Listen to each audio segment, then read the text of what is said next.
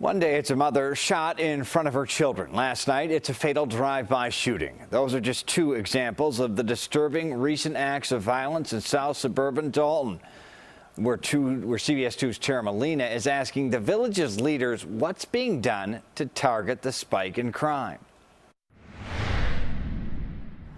It's a spike that we found is happening in a concentrated part of Dolton. This street, Sibley Boulevard. We're asking what's being done to make it safer. A 16-year-old girl, Akira Boston, and a mother of 8, Marsha Bowman, just 2 of the victims of 5 acts of gun violence in Dolton in less than 2 months. A fatal drive-by shooting just last night.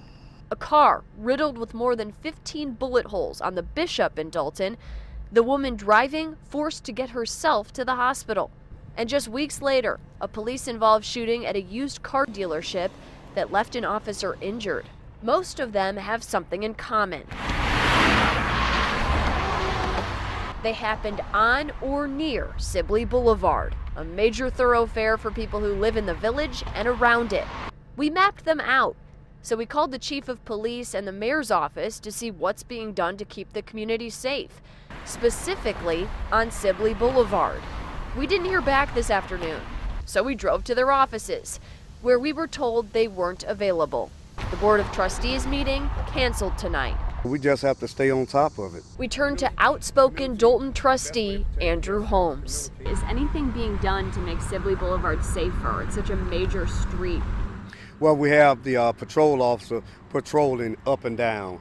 We also got in touch with the Cook County Sheriff's Office. A spokesperson told us they've had up to 5 patrol units in Dolton every night since early August at the city's request, keeping numbers up during late evening hours. Holmes told us there used to be 60 officers making up the police force here. That number now in the 20s. That's why trustees just approved the hiring of 15 more officers. But he says right now, it's the community that needs to stay vigilant. Keep your eyes and ears open. Patrol cars are patrolling, but once that patrol car passes, who knows who's coming behind. Holmes told us police are working tirelessly to hold the people behind these recent incidents accountable. He told us we can expect to hear about arrests very soon. So of course, we'll follow up on that. Reporting on Sibley Boulevard in Dolton tonight, I'm Tara Molina, CBS 2 News.